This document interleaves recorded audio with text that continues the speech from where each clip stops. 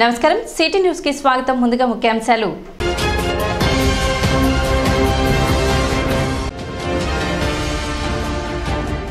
కృష్ణా జిల్లా రైతు సేవా కేంద్రంలోని ధాన్యం సేకరణ కేంద్రాన్ని తనిఖీ చేసిన మంత్రి నాదెండ్ల మనోహర్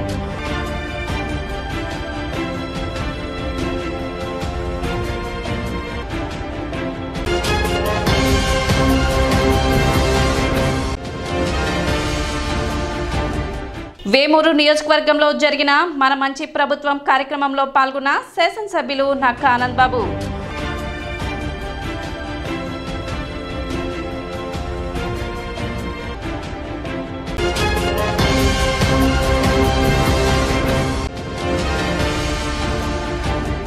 తెనాలి రక్షిత మంచినీటి పథకం నీటిని కోకోకోలాకు తరలిస్తూ చేసిన తీర్మానాన్ని రద్దు చేయాలని డిమాండ్ చేసిన ది తెనాలి పరిసర ప్రాంత అభివృద్ధి సంఘం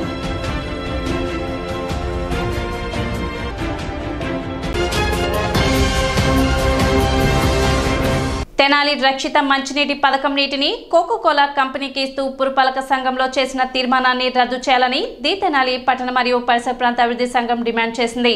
రక్షిత మంచినీటి పథకానికి సంబంధించిన పైప్ లైన్లను శనివారం సంఘ సభ్యులు పరిశీలించారు. గత 15 సంవత్సరాల క్రితం రాబోయే 30 సంవత్సరాలలో తెనాలి ప్రజల అవసరాల నిమిత్తం అంచనా వేసి సుమారు 80 కోట్లతో రక్షిత మంచినీటి పథకాన్ని ఏర్పాటు చేయడం జరిగిందని, అయితే పట్టణంలో అన్ని ప్రాంతాలలో పైప్ లైన్లు వేయకుండా కుళాయి కనెక్షన్లు ఇవ్వకుండానే ప్రజలందరూ కనెక్షన్ తీసుకోవడం లేదని ప్రచారం చేసి అప్పటి ఇంజనీర్లు తెనాలికి రావాల్సిన నీటిలో కోకోకోలా కంపెనీకి వారికి ఇచ్చేటట్లుగా తెనాలి మున్సిపాలిటీలో తీర్మానం చేశారని, దానికి వ్యతిరేకంగా తమ సంఘం అప్పటి ప్రతిపక్షాలను కలుపుకొని ఉద్యమం చేసి కోకోకోలా కంపెనీకి నీరు ఇవ్వకుండా కోర్టులో వేయడం జరిగిందని, ఆ తీర్మానం చేసే నాటికి మున్సిపాలిటీ ఆ స్కీమును పబ్లిక్ వర్క్ వారి దగ్గర నుండి హ్యాండ్ ఓవర్ చేసుకోలేదని, సుమారు 10 కోట్ల మేర పనులు పూర్తి కాకుండానే పనులు పూర్తయినట్లుగా మున్సిపాలిటీ వారు సర్టిఫై చేసి స్కీమ్ను పబ్లిక్ వర్క్ నుండి మున్సిపాలిటీ వారు హ్యాండ్ ఓవర్ చేసుకున్నారని, ప్రజలు కోకోకోలా కంపెనీకి నీరు ఇవ్వవద్దని ఆ తీర్మానం రద్దు చేయమని కోరినప్పటి తీర్మానం రద్దు చేయలేదని, అప్పటి ప్రతిపక్ష నాయకుడుగా ఈ తీర్మానాన్ని రద్దు చేయమని ఉద్యమం చేసిన వారే తదుపరి అధికారంలోకి వచ్చినప్పటికీ 5 ఏళ్లలో తమ సంఘం అనేక మార్లు కోరినప్పటికీ ఆ తీర్మానాన్ని రద్దు చేయలేదని, గత ప్రభుత్వంలో 5 ఏళ్లలో 200 కోట్ల రూపాయలు వచ్చినప్పటికీ ప్రజలకు అవసరమైన నీరుని ఇచ్చే కార్యక్రమాన్ని చేయకుండా నిధులు దుర్వినియోగం చేశారని ఆరోపించారు. ప్రస్తుతం మంత్రిగా ఉన్న నాదెండ్ల మనోహర్ కోకోకోలా కంపెనీకి నీటిని ఇచ్చే తీర్మానాన్ని రద్దు చేయాలని, తెనాలి నీరు తెనాలికి ఇచ్చేటట్లుగా చేయాలని సంఘ సభ్యులు కోరారు. కార్యక్రమంలో సంఘ అధ్యక్షులు Darisi Sivakoteswararao, Davuluru Sivasankararao, Abdul Arif, Abraham Lincoln, Somayya Sastri, P Rammohan Rao, Yanamadula Ramesh Babu, Satulu Rajesh, Lakkaraj Chiranjeevi తదితరులు పాల్గొన్నారు. తెనాలి పట్టణంలో ప్రజలందరి కోసం 50-30 సంవత్సరాల కోసం ఎస్టిమేషన్ వేసి సెంట్రల్ గవర్నమెంట్ వారు విజయవాడ నుంచి తెనాలికి 80 కోట్ల రూపాయల విలువతో వాటర్ స్కీమ్ ఇచ్చారు. అది 15 సంవత్సరాలు అయినప్పటికి కూడా ఇప్పటివరకు పూర్తి కాలేదు. మధ్యలో వర్క్స్ వేయకముందే తెనాలి మున్సిపాలిటీ వాళ్ళు హ్యాండ్ ఓవర్ చేయకముందే ఈ స్కీముని వేసేది పబ్లిక్ వర్క్స్ వాళ్ళు. పబ్లిక్ వర్క్స్ నుంచి తెనాలి మున్సిపాలిటీ వాళ్ళు తీసుకోవాలి. పబ్లిక్ వర్క్స్ డిపార్ట్మెంట్ నుంచి తెనాలి మున్సిపాలిటీ వాళ్ళు వర్క్స్ అన్నీ పూర్తి కాకముందే హ్యాండ్ ఓవర్ చేసుకొని సుమారు 10 కోట్ల రూపాయలు విలువైన పెండింగ్ పనులు ఉన్నప్పటికీ కూడా పూర్తయినట్టుగా సర్టిఫికేట్ తీసుకొని హ్యాండ్ ఓవర్ చేసుకున్నారు. హ్యాండ్ ఓవర్ చేసుకోకముందే కోకోకోలా కంపెనీ వాళ్ళకి ఇక్కడ ఎక్సెస్ నీరు ఉందని చెప్పి ఇచ్చారు. ఇస్తానికి తీర్మానం చేస్తే ఆ సమయంలో మా పట్టణాభివృద్ధి సంఘం ప్రతిపక్షాల వాళ్ళని కూడా కలుపుకొని పెద్ద ఉద్యమం చేశాము. తర్వాత కోర్టులో వేసినప్పుడు ఈ కోకోకోలా కంపెనీకి నీరు ఇవ్వటం అనేది ఆగిపోయింది. అప్పుడు ప్రతిపక్షంలో ఉండి ఎవరైతే చేశారో ఆ తర్వాత అందరికీ ఊళ్ళో నీళ్ళు ఇవ్వడానికి ఏమాత్రమైన శ్రద్ధ తీసుకోలేదు. ఆ తీసుకోవాల్సింది కనీసం 4-5 కోట్ల రూపాయలు ఖర్చు అవుతుంది. ఆ ఖర్చును కూడా పెట్టలేదు. సుమారు 200 కోట్లు తెనాలి ఆదాయం వచ్చినప్పటికి కూడా కోకోకోలా కంపెనీకి ఇస్తూ తీర్మానం చేశారు. ఆ తీర్మానాన్ని రద్దు చేయలేదు. అలా రద్దు చేయటం కాన ఏ క్షణంలోనైనా ఇన్ఫ్లుయెన్స్ చేసి కోకోకోలా వాడు తీసుకునే అవకాశం ఉంది. కాబట్టి ఆ తీర్మానాన్ని రద్దు చేయవలసిందిగా కోరుచున్నాము. కేంద్ర ప్రభుత్వం దేశం మొత్తం మీద ఉన్న పట్టణాల్లో రక్షిత మంచినీటి పథకాన్ని అమలు చేస్తూ అమృత్ స్కీమ్ కింద తెనాలికి కూడా కొంత అమౌంట్ శాంక్షన్ చేయడం జరిగింది. దాదాపు 85 కోట్ల ముందుగా. ఆ తర్వాత ఆ అమౌంట్ను కూడా 115 కోట్లు కూడా పెంచారు. అది మరి ఈ సందర్భంగా తెనాలిలో మొట్టమొదటిగా ఈ పైపులు వేయడంలో ఇబ్బంది ఏర్పడుకుని గత 8 సంవత్సరాల నుంచి దాదాపు ఎక్కువ ప్రాంతాల్లో ఈ మంచినీటి సరఫరాని అందజేస్తున్నారు. అయితే ఈ పైపుల పథకం అనేది తెనాలిలోని అన్ని ప్రాంతాల్లో ఇంకా పూర్తి కాలే. తిరుపతి ప్రసాదాన్ని కలుషితం చేయడాన్ని నిరసిస్తూ తెనాలి మండలం అంగలకుదురు గ్రామంలో గణేష్ యూత్ ఆధ్వర్యంలో జగన్ దిష్టి బొమ్మను చెప్పులతో కొట్టి దగ్ధం చేశారు. మాజీ ముఖ్యమంత్రి జగన్, వైవి సుబ్బారెడ్డి, ధర్మారెడ్డి, కరుణాకర్ రెడ్డిలను వెంటనే అరెస్ట్ చేసి కఠినంగా శిక్షించాలని డిమాండ్ చేశారు. టీడీపీ సీనియర్ నాయకులు గణేష్ యూత్ కన్వీనర్ వీరవల్లి మురళి మాట్లాడుతూ తిరుపతి వెంకటేశ్వర స్వామిని కష్టాలు తొలగిపోతాయని ప్రపంచవ్యాప్తంగా కోట్లాది మంది భక్తులు నమ్మే కలియుగ ఆరాధ్య దైవంగా భావిస్తారని, జగన్ ఎక్కిన తొలి రోజు నుంచి ఆలయ ప్రతిష్టని, హిందూ మతాన్ని ఎక్కడికక్కడ ఎప్పటికప్పుడు దెబ్బతీశారని, జగన్ తిరుపతి దేవస్థానం విషయంలో సంపాదనే ధ్యేయంగా ముందుకు వెళ్లారని ఆరోపించారు. హిందువులకు లడ్డు అంటే ప్రసాదం కాదు, హిందూ భక్తుల విశ్వాసం. అలాంటి లడ్డూలో జంతువుల కొవ్వు నూనె వాడిన ప్రతి ఒక్కరిని హిందూ సమాజం క్షమించదని తెలిపారు. లడ్డూలో కొవ్వు నూనె వాడలేదని చెప్పే దమ్ము వైసీపీ నాయకులకు ఉందంటూ ప్రశ్నించారు. ఇలాంటి ప్రసాదాలు తిన ప్రతి ఒక్క హిందువు మనోవేదనకు గురవుతున్నారని అన్నారు. లడ్డూను కలుషితం చేసిన మాజీ ముఖ్యమంత్రి జగన్ నుంచి క్రింద స్థాయి సిబ్బంది వరకు కఠినంగా శిక్షించాలని డిమాండ్ చేశారు. గతంలో తిరుపతి దేవస్థానంపై అనుచిత వ్యాఖ్యలు, వ్యంగ్యంగా మాట్లాడిన వారికి పుట్టగతులు లేకుండా పోయాయని, రాష్ట్రంలో వైసీపీ ఇంకా ఉండదని తెలిపారు. తిరుపతిలో పాపాలకు పాల్పడిన వారిని కఠినంగా శిక్షించాలని ముఖ్యమంత్రి చంద్రబాబు నాయుడిని డిమాండ్ చేస్తున్నామని తెలిపారు. కలియుగ దైవం వెంకటేశ్వర స్వామి అంటే ప్రపంచం మొత్తం కూడా సెంటిమెంటు. ఆయన్ని నమ్ముకుంటే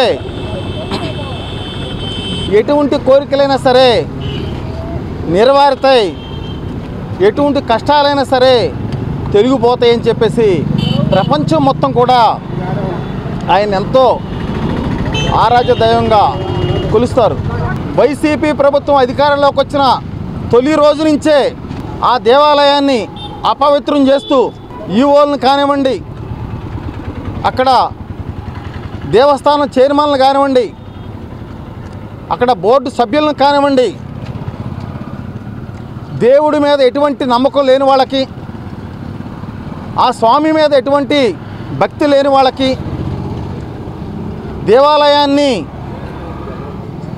సంపాదన ధ్యేయంగా అడుగడుగున దేవాలయాన్ని అప్రతిష్ట పాలు చేసే విధంగా వ్యవహరించడం మనం చూసాం. తిరుపతి దేవస్థానం ప్రసాదం లడ్డు అంటే ప్రపంచం మొత్తం మీద ఇష్టపడని వాళ్ళంటే ఎవరు ఉండరు. లడ్డుకి దాదాపు 300 సంవత్సరాల పైచిలుకు ఒక చరిత్ర ఉంది.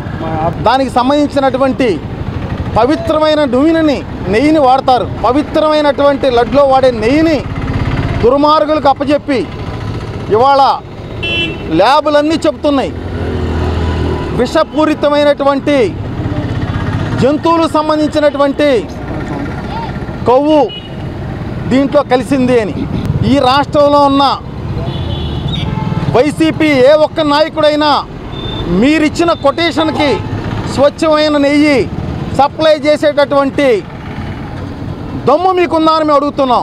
ప్రపంచ నలుమూలల నుంచి ఆ పరమాత్ముడిని దర్శించి 4 సెకన్ల పాటు దర్శనం చేసుకోవాలి, అక్కడ లభించే ప్రసాదాన్ని కొంచెమైనా తీసుకోవాలని ప్రతి ఒక్క భక్తుడు కోరుకుంటాడు. అలాంటి భక్తుల మనోభావాలను దెబ్బతీస్తూ ఇవాళ నేతిలో కల్తీగా తక్కువ రేటుకి సప్లై చేస్తా అక్కడ కొవ్వు జంతువుల కళేబరాల నుంచి వచ్చిన కొవ్వులో నుంచి వచ్చిన నూనెను తీసుకొచ్చి తిరుపతి లడ్డూ ప్రసాదంలో కలిపి మరి ఎంతోమంది ఈ దేశంలో మాంసాహారం ముట్టని వాళ్ళ వ్యక్తులు చాలామంది ఉంటారు. ఆ తిరుపతి దేవస్థానం ప్రసాదాన్ని అమృతంగా భావించే వ్యక్తులు చాలామంది ఉంటారు. అలాంటి వ్యక్తులు ఏ రోజు మాంసం ముట్టని వ్యక్తుల చేత ఈరోజు కల్తీ ప్రసాదంలో కొవ్వు పదార్థాలు కలిపి మరి భక్తుల మనోభావాలను దెబ్బతీసిన ధర్మారెడ్డిని, కరుణాకర్ రెడ్డిని, మరి వీటన్నిటికీ ప్రధాన కారకుడైన జగన్మోహన్ రెడ్డిని వెంటనే అరెస్ట్ చేయాలని ఆంధ్రప్రదేశ్ రాష్ట్ర ఆహార పౌర సరఫరాల మరియు వినియోగదారుల వ్యవహారాల మంత్రి నాదెండ్ల మనోహర్ కృష్ణా జిల్లాలోని కంకిపాడు మండలంలో గల పునాదిపాడు రైతు సేవా కేంద్రంలోని ధాన్య సేకరణ కేంద్రాన్ని తనిఖీ చేశారు. ఈ సందర్భంగా గ్రామంలోని రైతులతో చర్చించి గతంలో ధాన్యం కొనుగోలులో తలెత్తిన సాంకేతిక సమస్యలను దృష్టిలో ఉంచుకొని మొబైల్ యాప్ ధాన్యం సేకరణ పోర్టల్లో మార్పులు చేయడం జరిగిందని మరియు ఈ సంవత్సరం నుంచి రైతులు తమకు నచ్చిన రైస్ మిల్లును ఎంపిక చేసుకునే విధంగా ఏర్పాటు చేశామని తెలిపారు. గత ప్రభుత్వ హయాంలో రైతులు చాలా ఇబ్బందులు పడ్డారని ఇక నుండి రైతులు తాము అమ్మిన ధాన్యానికి 48 గంటల లోపలే చెల్లింపులు అత్యంత పారదర్శకంగా రైతుల బ్యాంక్ ఖాతాలో జమ చేయబడతాయని హామీ ఇచ్చారు. రాష్ట్ర ప్రభుత్వం రాబోయే ధాన్యం కొనుగోలు ప్రక్రియ సమయంలో సాంకేతిక పరంగా మరి ఏ ఇతర విధంగా రైతులకు ఇబ్బంది కలగకుండా అన్ని చర్యలు తీసుకుంటున్నామని తెలిపారు. కార్యక్రమంలో జాయింట్ కలెక్టర్ మరియు సంబంధిత అధికార యంత్రాంగం పాల్గొన్నారు. రాబోయే ఖరీఫ్ మాసానికి ప్రతి రైతుకి మెరుగైన సేవలు అందించాలని 48 గంటల్లోనే మేము వాళ్ళ ఖాతాల్లోకి నిధులు చెల్లించే విధంగా ఒక ప్రక్రియ ప్రారంభించాం. దానికి పూర్తి స్థాయిలో అవగాహన తెచ్చుకోవడానికి ఈరోజు కంకిపాడు మండలంలో గ్రామాల్లో కూడా పర్యటించి రైతు సహాయ కేంద్రాల్లో ఏ విధంగా ఒక రైతు తన సరుకు తీసుకొచ్చినప్పుడు ధాన్యం తీసుకొచ్చినప్పుడు తేమ శాతం ఏ విధంగా మెజర్ చేస్తారు, కంప్యూటర్లో నమోదు చేసే డీటెయిల్స్ అది కొంచెం జాప్యం కలిగిస్తుందా, స్థానికంగా ఉన్న రైతులతో కూడా మాట్లాడి కొంతవరకు వాళ్ళకున్న గతంలో జరిగిన కొన్ని ఇబ్బందుల గురించి తెలుసుకున్నాం. జాయింట్ కలెక్టర్ గారు కూడా ఇమీడియట్గా కొన్ని అంశాలపైన మేము కొన్ని చర్యలు తీసుకుందామని నిర్ణయించుకున్నాం. తప్పకుండా సాంకేతికంగా గతంలో జరిగిన సమయాన్ని కనీసం సగానికి తీసుకొచ్చే విధంగా ఒక ప్రయత్నం చేస్తున్నాం. కొత్త టెక్నాలజీని వాడి ఆధునీకరణ చేయాలనే ఆలోచనతో చేస్తున్నాం.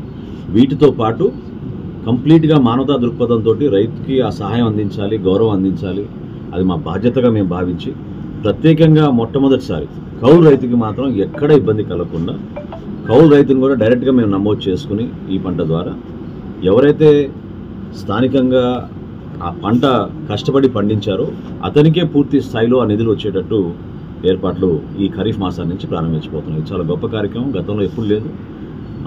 ఎవరి దస్తావేజులు ఎవరి పేరు ఉంటే వాళ్ళ ఖాతాల్లోకి వెళ్ళేవి. కానీ ఇప్పుడు డైరెక్ట్గా కౌలు రైతులు కూడా ఆ వెసులుబాటు కల్పించి వాళ్ళందరూ కూడా నిధులు 48 గంటల లోపే వాళ్ళకి అందించే విధంగా చేస్తున్నాం. తప్పకుండా ఒక మార్పు అనేది ఈ కూటమి ప్రభుత్వం ద్వారా రైతాంగానికి భరోసా కల్పించడానికి మేము తీసుకున్న చర్యల గురించి గౌరవ ముఖ్యమంత్రి గారు అదేవిధంగా ఉప ముఖ్యమంత్రి గారు ఇచ్చిన ఆదేశాలని క్షేత్రస్థాయిలో మేము అందరం కూడా రాబోయే 2-3 నెలల్లో ఆ మార్పు ఏంటనేది ఖచ్చితంగా రైతాంగంలో ఒక భరోసా నింపే విధంగా మేము చేస్తాం. ఎన్ఫోర్స్మెంట్ కూడా పెంచే విధంగా ఇటువంటి చిన్న చిన్న అంశాలకే కాదు, ఇవి చాలా సీరియస్ అంశాలు. ఎందుకంటే కష్టపడి పంట పండించుకుని చివరికి రైతు సహాయ కేంద్రాల దగ్గరికి వచ్చినాక 2 రోజులు 3 రోజులు వెయిట్ చేసి వాళ్ళకి ఇష్టానుసారం వాళ్ళు ర్యాండమ్ విధానం అని చెప్పి 40 కిలోమీటర్ల దూరం 30 కిలోమీటర్ల దూరం మిల్లులు పంపించారు. అది కావాలని చేసిన ప్రక్రియ. దాన్ని మార్చి ఈరోజు రైతుకే గౌరవం ఇచ్చి ఒక యాప్ తయారు చేసాం. కల్లాల దగ్గరికే వెళ్ళి ఏ మిల్లుకి తీసుకెళ్తారో రైతునే అడిగి అది నమోదు చేసుకుని ఇమీడియట్గా వాళ్ళకి ఆ మిల్లుకే వెళ్ళేటట్టు మేము ఏర్పాట్లు చేస్తాం. ఇప్పుడు ఒక చిన్న విరామం.